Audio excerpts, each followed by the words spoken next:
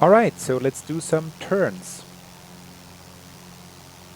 First, let's have a look at the instruments that are important for turns.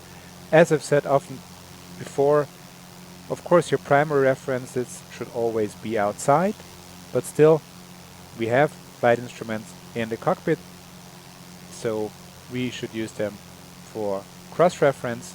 Now here on the attitude indicator you can see the bank angle. You have markings for 10, 20, 30 and 60 degrees. So if I'm going in a right turn now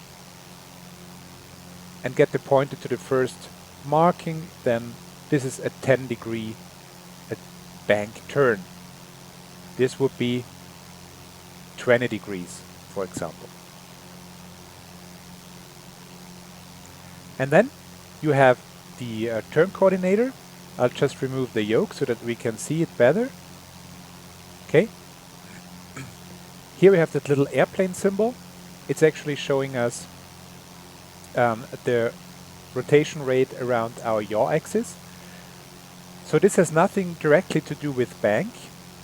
Of course, in a normal turn, when we're banking the airplane symbol will show a bank.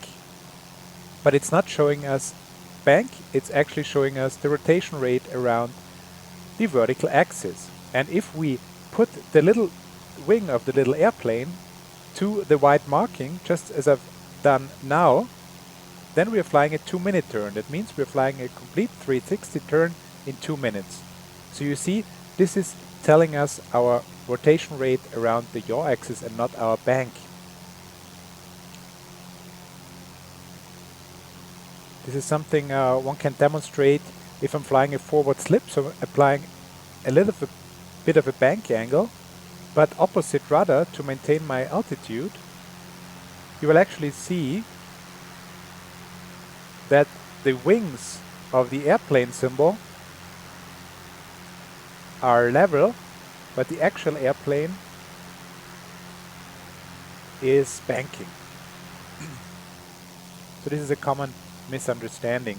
The little airplane is showing me the rotation rate around my vertical axis. This is why it's showing me, it's able to show me a 2-minute turn. And then we have the little ball down there. It's for turn coordination. But we'll come to that a little bit later on. Now to enter a turn, you use the ailerons, so you deflect the yoke to the right or left, and this will introduce some bank. First of all, if you do nothing, then the airplane will start to descend, as you can see now. Because now the vertical component of lift is reduced, and the plane will start to descend, so you have to pull back on the yoke during a turn to compensate for this loss in the vertical component of lift. But if you anticipate that, then that's no big deal. Just keep that in mind, and the bigger the bank angle, the bigger deflection is needed on the elevator.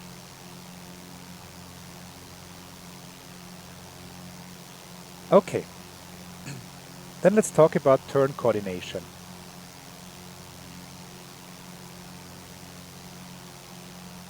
When you turn, or when you apply or introduce a bank angle, then you have one aileron going up, the other one down, and the one on the outside of the turn, or in this case it would be the right one, is producing more lift, or the wing on that side is producing more lift and more drag.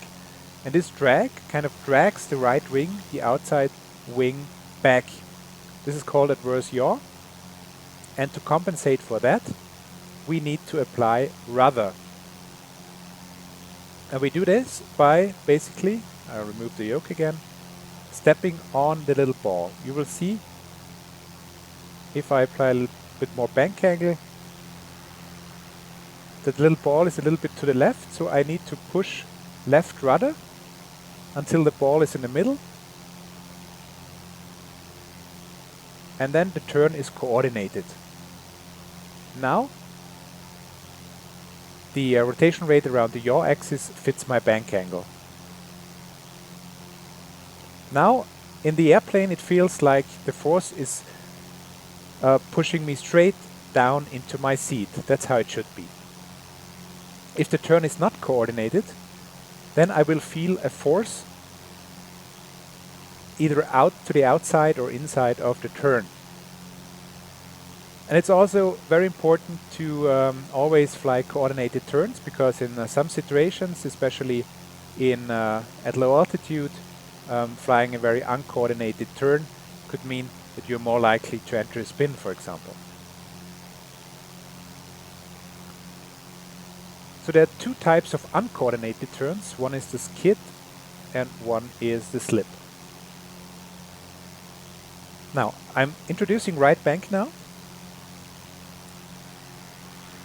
And you can see the ball is on the inside of the turn. This is now a slip. And in the actual airplane, I will feel now a sideways force to the inside of the turn. So what I would need now is more right rudder into the turn so that the ball is centered. Like this.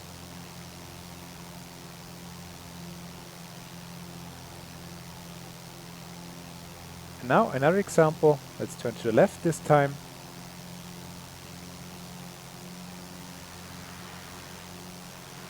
Now I'm turning to the left and I have the ball to the outside of the turn. Now this is a skid, and in the airplane I feel a sideways force to the outside of the turn.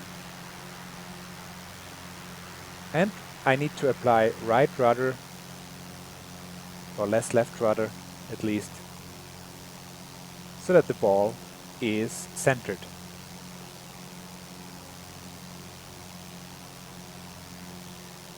Now, even if you don't use the rudder, most airplanes will turn anyway, of course. I mean, some will turn better without any rudder input, some will turn worse, some will need more rudder, some will need less rudder. However, for a coordinated turn, it's always required to apply also rudder in the direction of the turn. Now, of course, if you're flying bigger aircraft, they might have a yaw damper that is actually doing the turn coordination automatically. But if you don't have that luxury, you're flying just a basic airplane like this, then you need to be aware of adverse yaw, and that whenever you fly a turn, you also need rudder. So to correctly fly a turn, bank, start your bank, and as soon as it's started, apply a little bit of inboard rudder in the direction of the turn until the little ball in the turn coordinator is centered. So right now I'm flying a coordinated 2-minute turn, meaning that I will complete a 360 in 2 minutes.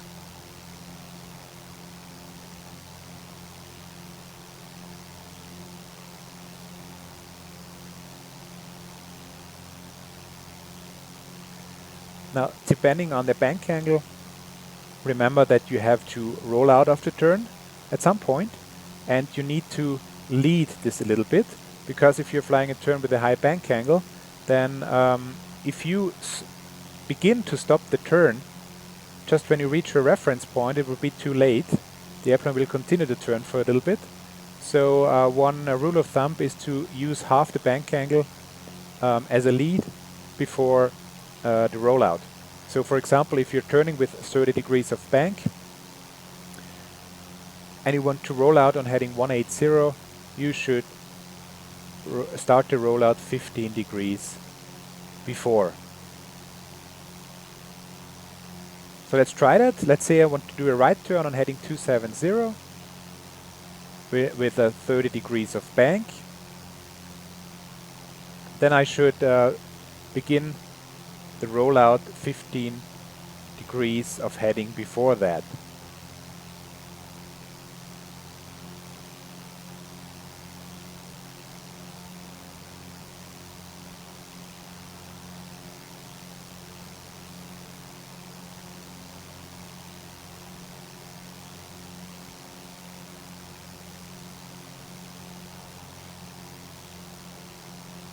Alright, so this completes the lesson about basic lever turns. Thank you for watching and see you next time.